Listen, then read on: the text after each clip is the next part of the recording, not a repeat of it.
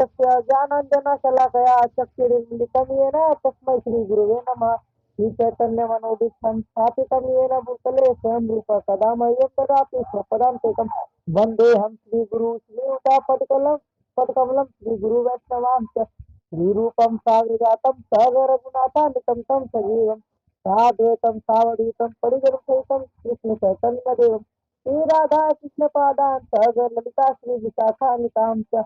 हे कृष्ण करुणा सिंधु दीनबंधु जगत्पते गोपेश गोपिका कांता राधा कांत नमस्ते। सप्तकांचन गौरांगी राधे वृंदावनेश्वरी वृषभानुसुते देवे प्रणमामि हरि।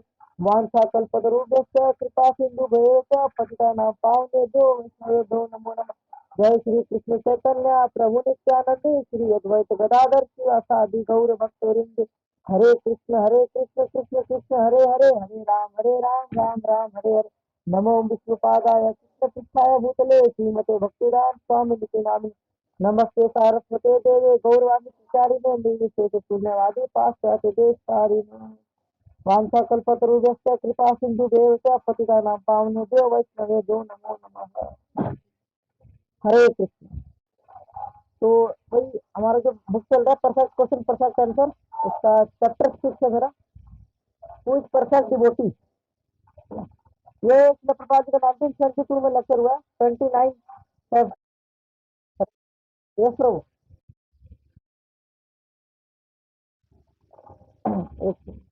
अब ठीक है प्रभु। अब हाँ, अच्छा अच्छा ठीक है प्रभु। तो जो हमारे चैप्टर, ओके एक सेकंड माइक हटा। अब क्या था प्रभु? अब ठीक है। हरे कृष्णा। अब ठीक है ठीक है। Chapter number perfect question, who is perfect devotee, इस पे आज डिस्कशन है। वही शिला प्रभुपाद जी और वो प्रभु है, श्याम सुंदर प्रभु है, उनके बीच में कन्वर्सेशन चल रही है। तो इसमें श्याम सुंदर प्रभु जी क्वेश्चन करते शिला प्रभुपाद जी से कि क्या ऑस्टेरिटी हमारे लिए कंपल्सरी है, ऑस्टेरिटी हर ह्यूमन को करना चाहिए या नहीं, ना भी करे तो चलेगा।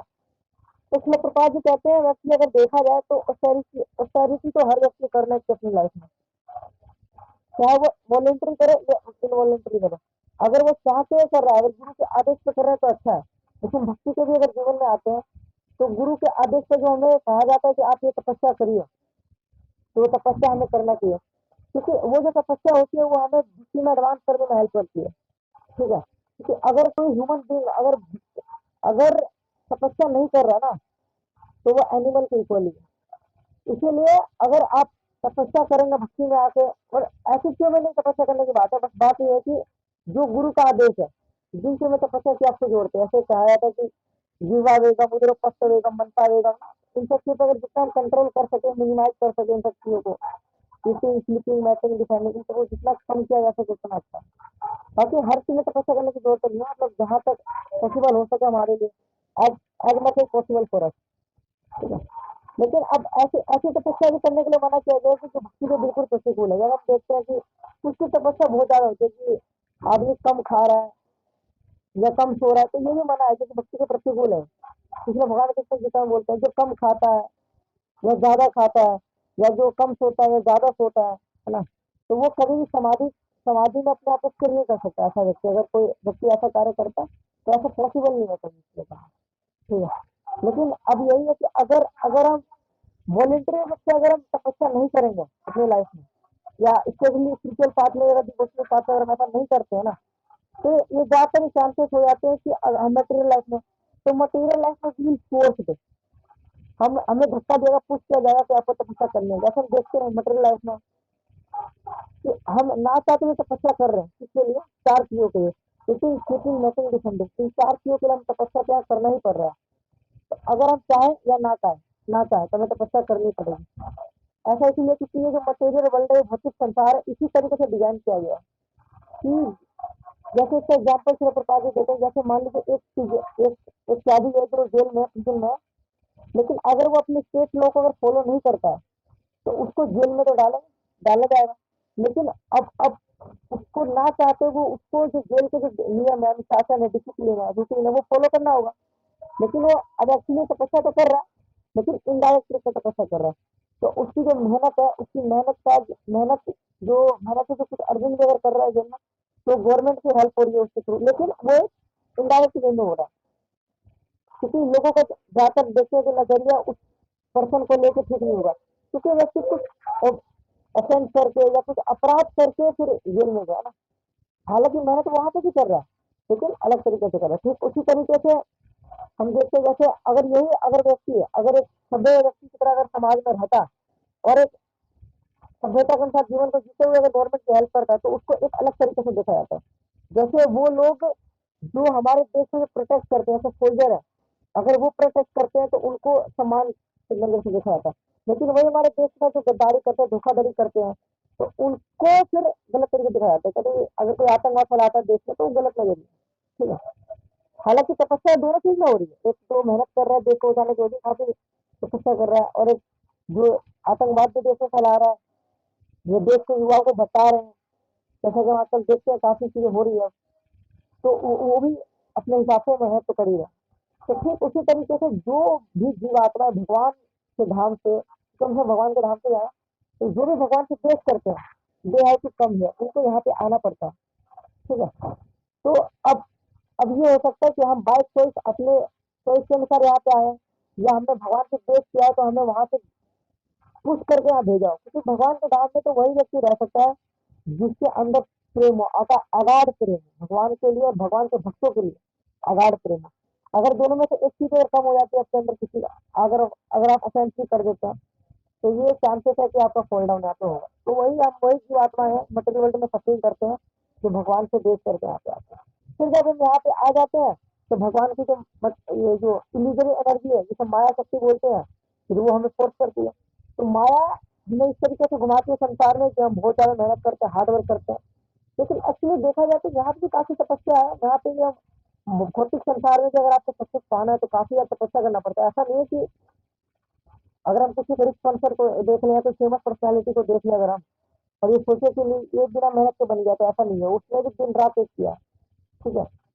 और जो भगवान के जो भक्त है, वो भी दिन रात एक करे, लेकिन डिफरेंस सिर्फ ये हो जाता है कि एक सही डायरेक्शन में मेहनत कर रहे हैं और एक गलत डायरेक्शन में। हो सकता है उस व्यक्ति के लिए लगे कि मैं तो सही कर रहा हूँ, लेकिन वो व्यक्ति अपने परिवार तक सीमित है, वो अपने 5 या 10 लोगों की फैमिली को देख रहा है। लेकिन अगर एक वैष्णव, एक सच्चा जो भक्त होता है भगवान, उसकी उनकी क्वालिटी होती है कि वो इस पूरे ब्रह्मांड को ना, जितने भी लोग हैं सबको अपना मानता है, वसुधैव कुटुम्बकम, ये मानते हुए चलते, इसलिए उनका किसी भी देश नहीं होता, कभी देश करते ही नहीं, बोलता ठीक है कोई तो नहीं है, भगवान हम तो भगवान के कौन से, तो हम जो भी करते हैं एक्चुअली हम कॉपरेट करते किए करते हैं। तो जैसे हम देखते हैं कृष्ण प्रसाद के एग्जाम्पल देते हैं, जैसे कि मान लीजिए हमारे जो सिख गोस्वामी थे, they don't sleep more than 1.5 or 2 hours, और भक्ति में ठाकुर जी का भी ऐसा ही था। लेकिन जो आज जो बड़े बड़े बड़े पॉलिटिशियंस होते हैं, वो भी 2 घंटे सोते हैं। लेकिन देखा जाए तो वो भी 2 घंटे सो रहे हैं, 2 घंटे सो रहे हैं, दोनों सेक्रीफाइस कर रहे हैं, लेकिन किस चीज के लिए कर रहे हैं, है ना। एक जो मटेरियलिस्टिक व्यक्ति होता है, वो भी दिन रात मेहनत कर रहा है, और एक जो भक्त है वो भी दिन रात मेहनत कर रहा है, लेकिन किस चीज के लिए मेन लेकर करते हैं कि हमारी चेतना क्या हो, कार्य करते हुए हमारी सोच क्या हो रही है, और उससे हम कितना लोगों तक अपने संदेश को पहुंचा पा रहे हैं। और अपने संदेश को नहीं, भगवान के संदेश को कितने लोगों तक पहुंचा पा रहे हैं, शास्त्रों के मत को कितने लोगों तक पहुंचा के स्प्रेड कर पा रहे हैं, प्रोजेक्ट कर पा रहे हैं, तो वो मैटर करता है। क्योंकि एक मान लो कोई अगर भौतिक व्यक्ति है, तो अपने कुछ अपने कम्युनिटी के लोग का ही भला करता है, लेकिन एक वैष्णव की क्वालिटी होती है कि वो अपना पूरे संसार का देखते हैं, क्योंकि एक सेक्ट या डिवीजन को लेकर कुछ नहीं होते कि नहीं मैं इन्हीं को देखूंगा बाकी को नहीं देखूंगा। जैसे देखते कुछ पॉलिटिशियन भी होते हैं, तो अपना एजेंडा बना लेते हैं कि मैं सिर्फ हिंदू पार्टी है मेरी, या सिर्फ मेरी मोहम्मदन पार्टी है, तो किस तरीके बना लेते मेरी बुद्धिस्ट पार्टी है, तो ये फिर एक सेक्ट बन जाता है, और ये फिर ठीक नहीं है। भौतिक जगत में ये तो बंटवारा और ये सब चीजें तो होती रही, इसीलिए ये सब चीजें ऐसी है कि अगर हम इस चीज को नहीं समझेंगे, और ये चीजों को एक भक्ति समझ पाएगा, सही डीप में जाकर डेप्थ में जाकर एक भक्ति समझ पाएगा चीजों को, नहीं तो अगर ऐसा नहीं करेंगे, तो फिर हम यहीं पे ऐसे ही रहेंगे, जन्म मृत्यु चक्र ये सब चीज चलता रहेगा। यहाँ फंसने का सबसे इम्पोर्टेंट चीज तो यही है।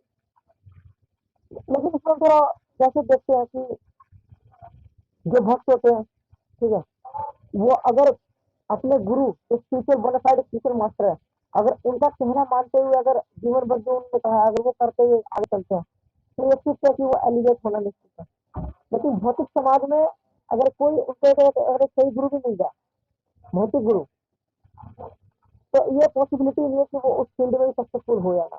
क्योंकि अगर मान लीजिए कोई भक्त है, अगर हमने मान लीजिए भक्ति इस जीवन में ह्यूमन फॉर्म ऑफ लाइफ में अगर भक्ति 50% कंप्लीट की और 50% कंप्लीट नहीं कर पाए, तो नेक्स्ट जो बर्थ हमारा होगा वो ह्यूमन फॉर्म का होगा और हमारी जो भक्ति है 51 से चालू होगी, 51% से चालू होगी। लेकिन अगर भौतिक समाज में देखते हैं हम कितना भी यहाँ ज्ञान ले लें, बहुत धन नर्जी कर लें, लेकिन हमारा शरीर जब छूट जाएगा तो अगले जन्म में आएंगे दोबारा से हमें फिर एबीसीडी पूरा ज्ञान लेकर फिर दोबारा सक्सेसफुल होना पड़ेगा। ठीक है, तो जो भक्ति का प्रोसेस है it can save us from a greater danger, ये हमें एक महान खतरे से भी बचा सकता है, भक्ति का जो पथ है। ठीक है, तो इसमें यही एक वैष्णव सच्चा जो वैष्णव होता है प्योर वैष्णव उन्हीं को क्वालिटी होती है। जब हम देखते हैं भगवान के धाम में भी जो भगवान है उनकी जो एनर्जी है श्रीमती राधा रानी है, श्रीमती राधा रानी को देखा वो कभी भी ना किसी को इस तरीके से नहीं देखती कि ये नॉन डिवोटी है, वो सबको एक तरीके से डिवोटी है। इसलिए श्रीमती राधा रानी से कहते हैं यहाँ ये भी डिवोटी है, वो देखते किसको भगवान के सेवा में किस प्रकार लगाए, वो उनके पास एक टैलेंट है। इसलिए जब हरे कृष्ण महामंत्र जब करते हैं तो सब मीनिंग जाते हैं कि वो Hare kindly engage me in your service, तो हम ये प्रार्थना करते हैं श्रीमती राधा रानी। तो जितनी भी गोपी है वो पुश करती श्रीमती राधा रानी जी को आप भगवान की सेवा कीजिए, और जो श्रीमती राधा रानी वो भी पुश करती है बाकी भक्तों को भी कि आप भगवान की इस प्रकार से सेवा कर सकते हैं। तो वैष्णव का यही संग होता है, साधु संघ का यही फायदा होता है कि साधु संघ में हम एक दूसरे को साथ देते हुए, ठीक है, हाथ पकड़ के हाथ बढ़ाते हुए हम उनको भक्ति के पथ में आगे बढ़ाते रहते हैं, ये क्वालिटी होती है। लेकिन अगर भौतिक समाज में देखेंगे तो अगर हम आगे बढ़ेंगे सक्सेस अगर पाएंगे तो हमारा काम खींचा जाएगा, हमें नीचे खींचा जाएगा, द्वेष लोग द्वेष होंगे, द्वेषी हो जाएंगे हमारे। लेकिन अगर हम भक्तों के समाज में देखें तो ऐसा नहीं होता। भक्तों के समाज में तो एक जो भक्त है दूसरे भक्त को देकर खुश होते कि हाँ ये भगवान के संदेश को और फैला रहे हैं, ये तो और अच्छी बात है, ये बहुत अच्छा कार्य कर रहे हैं, हमारे साथ ही मिलकर कर रहे हैं। लेकिन ये भौतिक समाज में बिल्कुल ये चीज की बिल्कुल विपरीत हो जाती थी। तो लेकिन जो भक्त होते हैं, लेकिन अगर मान लीजिए एक प्योर टीचर है जो उत्तम अधिकारी के जो भक्त होते हैं ना, तो वो प्रीच नहीं करते। क्यों? अब ऐसा क्यों? ऐसा इसलिए क्योंकि वो अपने आस पास किसी को भी अगर देखेंगे ना तो कहेंगे ये प्योर डिवोटी, वो प्योर डिवोटी। वो किसी को भी प्योर और अनप्योर के नजर से नहीं देखते, सबको प्योर से देखते, किसी को भी अनप्योर डिवोटी मानते नहीं, नॉन डिवोटी नहीं देखते किसी को। वो हर व्यक्ति को, सभी को, जितने भी जीव तत्व है सबको भगवान का अंश मानते और कहते हैं सब भगवान के शिव भक्ति। लेकिन अगर अगर मान लीजिए अगर किसी को अगर प्रचार करना है, इसलिए प्रभुपाद जी बताते हैं कि मान लीजिए किसी को प्रचार करना है तो उसको मध्यम अधिकारी के पद पे आना पड़ेगा। इसलिए हमारे जो आचार्य होते हैं उत्तम अधिकारी के पद पे होते हैं, एडवांस डिवोटी पे, लेकिन वो सेकंड क्लास से आते हैं। क्यों आते हैं? क्योंकि अगर आपको प्रीचिंग करना है तो एक स्टेज नीचे आना पड़ेगा, तभी तभी हम चीजों को डिस्क्रिमिनेट कर पाएंगे कि कौन कौन डिवोटी है और कौन नॉन डिवोटी है, इसका भी डिस्क्रिमिनेट हो पाएगी। तो इसलिए हमारे जब आचार्य आते हैं तो अपने आप को मध्यम स्तर पे लेके आते हैं, मतलब उत्तम अधिकारी को वो मध्यम अधिकारी के पद तक ले जाते हैं अपना, तो इसीलिए करते हैं ताकि प्रीचिंग का जो पर्पस है आगे बढ़ा। तो इसीलिए फिर बहुत प्रभु पूछते हैं उनसे इसलिए प्रभुपाद जी से कि क्या मतलब हम देखते हैं कि जो जो भगवान के जो भक्त भी होते हैं उनको भी हम देखते हैं, उनको भी कष्ट होता है जीवन में, है ना, काफी ज्यादा उनको भी हम देखते हैं कि उनको बॉडी में काफी पेन रहता है और वो कष्ट भुगतते हैं। तो क्या उनके पास करना है? इसलिए प्रभुपाद जी कहते हैं नहीं, जो भगवान के जो भक्त शुद्ध शुद्ध भक्त है ना उनके पास कर्मा नहीं। एक्चुअली क्या होता है कि भौतिक संसार में जब गुरु किसी को निषेध करते हैं ना तो उस व्यक्ति के ना सारे चीज अपने ऊपर ले लेते हैं। लेकिन प्रचार के कार्य को बढ़ाने के लिए डिसाइपल बनाना बहुत जरूरी है, क्योंकि शिष्य नहीं बनेंगे तो प्रीचिंग मूवमेंट बढ़ेगा नहीं आगे। तो हमारे जो गौड़िया समाज का पर्पस है, गौड़िया संप्रदाय है, तो इसमें दो तरह के भक्ति हैं, एक भजनानंदी एक गोष्ठानंदी। तो भजनानंद जी हमने जैसे देखा वो सिर्फ भजन भजन करते हैं और क्योंकि वो सबको प्योर डिवोटी की नजर से देखते हैं तो डिस्टिंग्विश नहीं करते। लेकिन गोष्ठानंदी होते तो प्रचार भी करते हैं और भजन भी करते हैं, दोनों करते हैं। तो जो इस्कॉन है हमारी, जो इस्कॉन से प्रभुपाद जी ने जो विशेष किया, तो ये गोष्ठानंदी है, हमारा प्रीचिंग मोमेंट है। लेकिन इसका मतलब ये नहीं कि हम साधना नहीं करें, साधना के बाद हमारा प्रीचिंग मोमेंट है। ठीक है, first protect yourself then protect others, ये है। तो इसीलिए फिर उनको इस तरीके से कुछ ये करनी पड़ती है डिवोटी को, ताकि कृष्ण के कार्य को आगे बढ़ा सके। नहीं तो अगर मिशन नहीं बढ़ेगा तो फायदा नहीं है। लेकिन इस केस में क्या हो रहा है, प्रकाश जी कहते हैं कि इसमें जो गुरु होते हैं, स्पिरिचुअल मास्टर होते हैं, भौतिक दृष्टि से तो दिखते हैं कि उनको काफी पेन हो रहा है, लेकिन आध्यात्मिक चेतना से देखा जाए तो उन्हें कोई पेन नहीं हो रहा, क्योंकि सारे पेन भगवान ने, क्योंकि एक्चुअली जो ये भगवान कहते हैं ना कि मतलब सर्व धर्मान परित्यज्य माम एकम शरणम व्रज हम तुम सर्व पाप विमोक्ष कामी मासिका, सारे धर्मों को जो सको त्याग के मेरे शरण में आ जाओ, मैं आपको I guarantee I will deliver you from all your sins, मैं आपको सभी तरह के पापों से मुक्त कर दूंगा।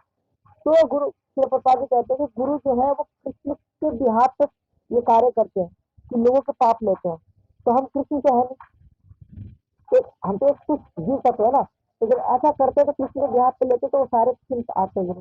लेकिन वो गुरु का कोई असर नहीं होता, जो भगवान कहते हैं कि आप मेरे लिए इतना कर रहे हो, है ना, जीव आत्माओं को यहाँ पे लेके आ रहे हो, तो भगवान कृष्ण की कृपा से गुरु को कुछ नहीं होता। हाँ, हालांकि भौतिक दृष्टि से दिखता है, लेकिन आध्यात्मिक चेतना से अगर देखा जाए हाई लेवल पे तो इन में कोई फर्क नहीं पड़ता। इसलिए हम देखते हैं कि हमारे जो छोटे के जो भक्त है, सीनियर भक्त सन्यासी है, उनको देखते हैं कि शरीर जर्जर हो चुका है, लेकिन फिर भी हम देखते हैं कि भगवान की सेवा में लगे हुए हैं अभी भी। अब एक सकते हैं जैसे किशन ने गोपाल कृष्ण गोस्वामी महाराज को देखते हैं, अभी भी शिव प्रसाद जी के मिशन में लगे हुए अभी भी। किशन जय पताका स्वामी महाराज जी ऐसे कितने सारे फोन में है, उनको देखते हैं कि क्या है हमारी ये सोल के लेवल पर काम करते हैं। ये दे वो अपने शारीरिक लेवल पर काम नहीं करते, तो वो शरीर के लेवल पर उठ चुके हैं, वो आध्यात्मिक स्तर पे काम कर रहे हैं। हालांकि दिखते हैं कि भौतिक ब्रह्मांड में रह रहे हैं, लेकिन उनकी चेतना हमेशा व्याकुल में रहती है। तो ये डिफरेंस है। तो इसीलिए ना भक्तों का भी जो भक्त इनिशिएशन ले रहे हैं गुरु से ना, तो उनको भी बहुत ज्यादा सावधान रहना चाहिए। उनको भी थोड़ा बहुत ये होना चाहिए कि अगर मैं गुरु ने जो मेरे को नियम दिए हैं 4 दिनों का पालन करने के लिए और 16 माला का जप करने के लिए, प्रचार ये सब जो कार्य का है, तो गुरु अवज्ञा कभी नहीं करूंगा। तो ये शिष्य को भी एक बहुत ज्यादा जिम्मेदारी पूर्वक होना चाहिए कि अगर हम ऐसा किसी अगर रूल तोड़ते हैं तो गुरु को इनका खराब। इसलिए हमें बहुत ज्यादा सावधान होना चाहिए दीक्षा लेने से पहले, और लेने के बाद भी और ज्यादा में सावधान होना चाहिए कि अपने भक्ति के जीवन को बचाते हुए कैसे हम गुरु की सेवा और कर सकते हैं। क्योंकि अगर हम गुरु को प्लीज नहीं कर पाए ना, आप भूल जाइए कि हम भगवान कृष्ण को प्लीज कर पाएंगे। अगर यहाँ पे दर्शनों को प्लीज नहीं कर पाए तो इम्पॉसिबल है कि भगवान के धाम जा चले जाए, ऐसा कभी पॉसिबल नहीं होता है। तो इसमें अब वो प्रभु क्वेश्चन करते हैं कि जैसे कि जो भक्त है उनको क्या प्रसाद, कुछ कुछ मतलब भक्त होते हैं कि प्रसाद में अलग अलग तरह के पकवान होते हैं। तो कुछ कुछ एक जो भक्त होते हैं उनको एक पकवान अच्छा लगता है तो वो खाते हैं, बाकी पकवान नहीं खाते। तो कहते हैं कि क्या ये चीज सही है? इसलिए प्रसाद भी कहते हैं नहीं। जो भगवान के भक्त होते हैं कभी भी चीजों में कभी डिस्क्रिमिनेट नहीं करते। जो डिवोटी कभी डिस्क्रिमिनेट नहीं करेगा प्रसादम के अंदर, देखिए मेरे को ये पसंद है इसलिए खाना नहीं। वो हमेशा जो कि भगवान को ऑफर होगी वो प्रेम पूर्वक लेंगे, चाहे उनको अच्छा लगे ना लगे, क्योंकि भगवान, क्योंकि वो वही कार्य करते हैं जो भगवान को अच्छा लगता है। ठीक है, और जो भगवान को पसंद है, जो भगवान कहते हैं पत्रम पुष्पम फलम तो आप मेरे को प्रेम पूर्वक पुष्प जल फल ये भी अर्पण करो तो मिल लूंगा। प्रसाद जी कहते हैं कि भगवान हमारे पकवानों के वो नहीं है कि भगवान इतने अलग अलग पकवान चाहिए।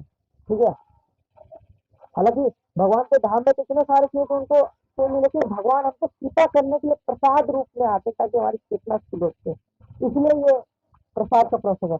लेकिन जो भगवान के भक्त होते हैं तभी डिस्क्रिमिनेट नहीं करता है। नॉन डिवोटी होते हैं वो डिस्क्रिमिनेट करते हैं कि मेरे को प्रसाद में मेरे को ये अच्छा नहीं लग रहा है, मैं ये खाऊंगा और ये नहीं खाऊंगा। तो ये नियोफाइट डिवोटी की पहचान होती है। कनिष्ठ अधिकारी का जो भक्त होता है उसकी पहचान होती है। ठीक है, इसलिए इसमें प्रसाद जी कहते हैं कि जो स्लो डिवोटी होता है भगवान का भक्त होता है कभी भी इन सब चीजों में डिस्क्रिमिनेट नहीं करते।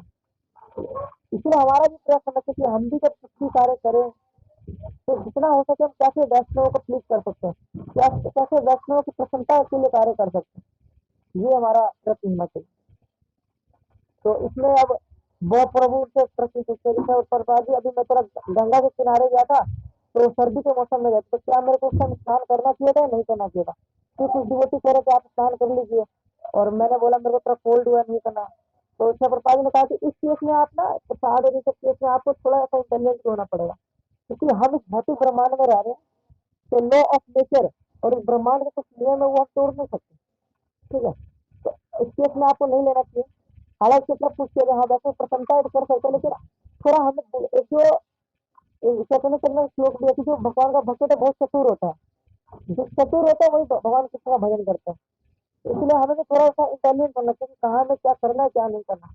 हमें रेंडमली किसी को इसलिए इमिटेट नहीं करना चाहिए कि हमने सुन लिया कि ये वैसा ऐसा करें हम भी ऐसा कर रहे हैं। हमें इमिटेट नहीं करना, हमें ग्रेजुअल प्रोसेस करना है। इसलिए भक्ति के नियम भी दिए गए, वैदिक भक्ति के जो नियम दिए गए, श्रवण कीर्तनम विष्णु स्मरणम पाठ सेवनम अर्चनम वंदनम दास्यम साक्ष्यम आत्मीय ये सब जो प्रोसेस दिए गए ना, ये सब हमारे लिए दिए गए। प्रहलाद महाराज ने जो ये भक्ति के जो नौ नौ वैदिक भक्ति के नियम दिए, ये हमारे लिए एक एक स्टेप कर करके हमें आगे बढ़ना है। हम समुद्र को ना छलांग मार के कहीं पार नहीं कर सकते। ठीक है, उसी तरीके से भक्ति को भी हम ऐसे रागम में भक्ति में नहीं जा सकते, कभी भी इम्पॉसिबल है। हम कंडीशन स्टेज में हैं, ये हमें समझना होगा। इसलिए भक्ति के एक एक स्टेप करके करना होगा। इसलिए कुछ लोग क्वेश्चन भी करते हैं कि तो क्या भक्ति में इतने सारे चीजें क्यों करके रखा है, कीर्तन भजन और शास्त्री पढ़ना है, भागवत क्लास लेनी, मंगला, तो इतने सारे चीजें क्यों है? इसलिए प्रकाश जी आंसर देते हैं, वो इसलिए रखा गया है कि पहली बात तो इस कलयुग में लोगों के अंदर इतनी भी बुद्धि नहीं है कि भक्ति को किसी एक प्रोसेस को उठा के जीवन भर दे सकते। हम भागेंगे, माइंड हमारा भागेगा बहुत ज्यादा। इसलिए हमारे आचार्य ने इस तरीके से हम जैसे मतलब कंडीशन सोल के लिए चीज तैयार की है, इतने सारे भक्ति के प्रोसेस बताए कि आपको ये प्रकार है किसी भी तरीके से भक्ति में लगा रहना। इसलिए भक्ति के इतने सारे रूल नियम विधि विधान दिए गए कि आप किसी ना किसी तरीके से भक्ति में लगे रहो, छूटे ना। क्योंकि अगर हमने एक चीज आपको दे दिया तो छूट जाएगा, पॉसिबिलिटी है। क्योंकि हम तो एडवांस डिवोटी थे ना, हम जैसे मतलब परीक्षित महाराज को श्रवण का आचार्य कहा जाता है, अब वो थोड़ी ना है। सुखदेव गोस्वामी जी को कीर्तनम का आचार्य कहा जाता है, स्मरण का आचार्य प्रहलाद महाराज को कहा जाता है। तो वो हम थोड़ी ना इमिटेट थोड़ा करने के लिए आए, हमें जो हमें आचार्य के थ्रू जो मिला हुआ है हमें वो करना है। तो प्रसाद जी कहते हैं प्रभु को कि एक्चुअली हम मेंटल स्पेकुलेटर नहीं है। ऐसा नहीं है कि हमने कुछ बैठ के सोचा, कहाँ पे बैठे परे बैठे बाबा ज्ञान हो गया, बाबा जी ने आके अपनी फोटो लिख दी और बांट दिया, ऐसा नहीं है। हमें whatever knowledge we have is due to our disciplic succession. भगवान कृष्ण से जो ज्ञान आ रहा है करते करते हमें एक गुरु परंपरा के माध्यम से ज्ञान मिला हुआ है।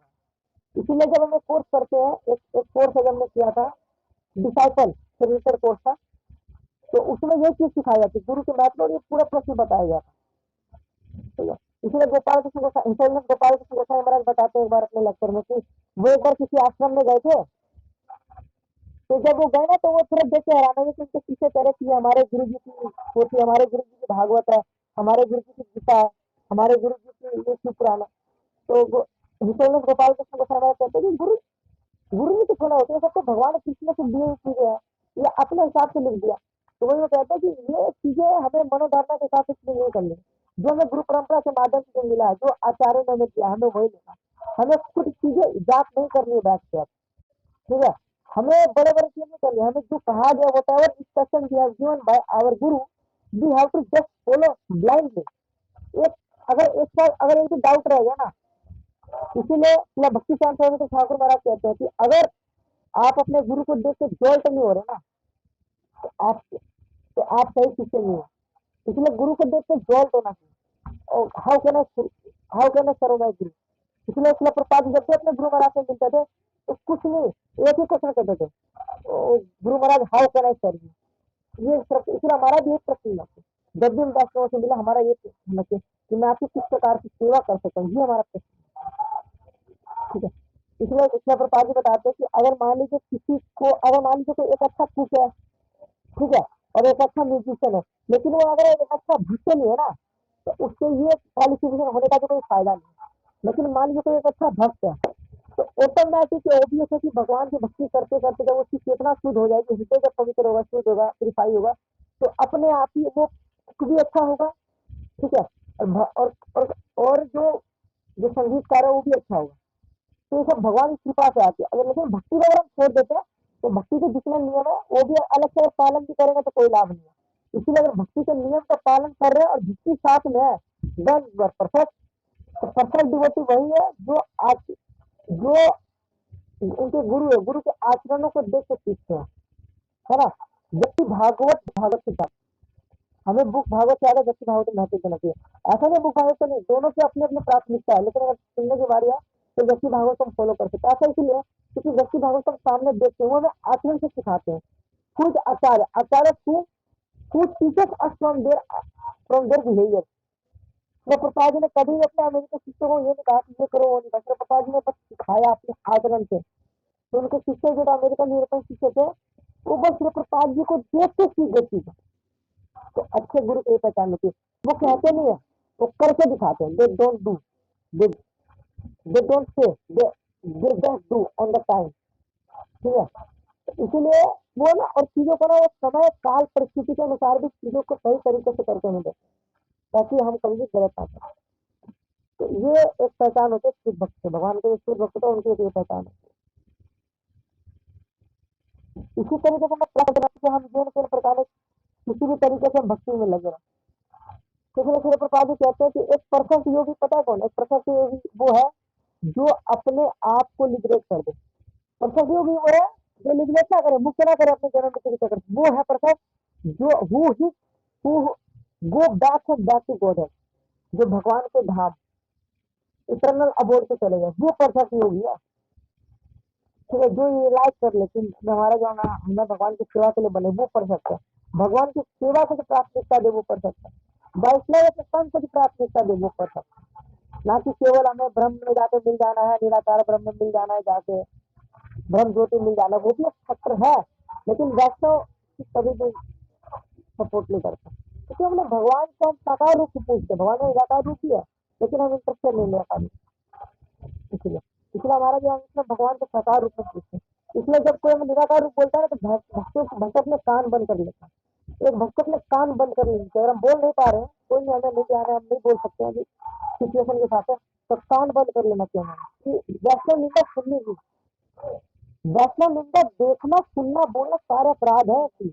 हमें लगता है कि बोलना अपराध है, वैष्णव की निंदा अगर हो रही आप देख रहे हो भी अपराध है, और सुन रहे हो वो भी अपराध है।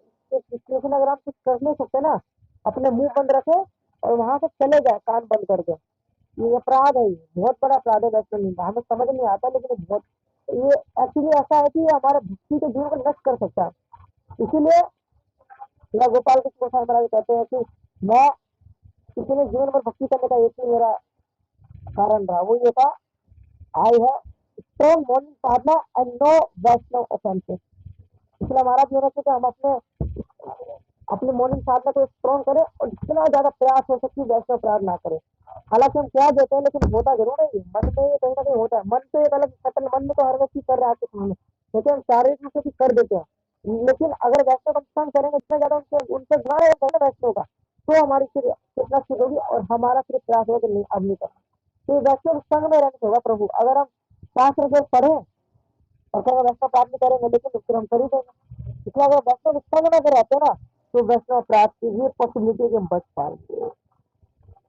ठीक है, तो ये चांसेस रहता है। इसलिए हमारा प्रयास होना चाहिए कि हम किस तरीके से ये वैष्णव निंदा से बचे, वैष्णव अपराध से बचे। ये बहुत एक्चुअली एक टॉपिक ही बहुत बेस्ट टॉपिक है, ये तो काफी ज्यादा टॉपिक चल सकता है, लेकिन हमें पता होना चाहिए क्या नहीं करना। क्योंकि भक्ति में जो करना है वो तो पता नहीं चाहिए, और क्या नहीं करना है वो भी पता होना चाहिए। डू एंड डोंट दोनों पता होना चाहिए, इम्पोर्टेंट है। इसलिए परफेक्ट योगी की यही पहचान है, परफेक्ट होती है।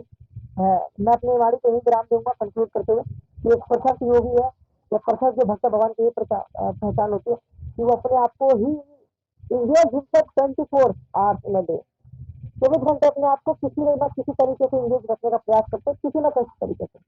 वो सोते हुए अपने आप को भगवान के सेवा में लगा देते। मैं ये सोचूंगा कि भगवान की सेवा करूंगा, मंगल आरती करूंगा, तो 7 बार एनर्जी आएगी भगवान की सेवा करूंगा। वो अपने लिए किसी अपने एक्टिविटी ऐसी कोई भी एक्टिविटी नहीं करते जो भगवान सेवा से अलग है। ठीक है, तो ये चीज हमें तब समझ में आएगी जब हम भगवान की सेवा करेंगे, गुरु का आदेश वैष्णव संग करेंगे, तो चीज हमें समझ में आएगी धीरे धीरे। नहीं तो पॉसिबल नहीं है कि हम चीजें समझ। हरे कृष्णा, शिला प्रपात की जय।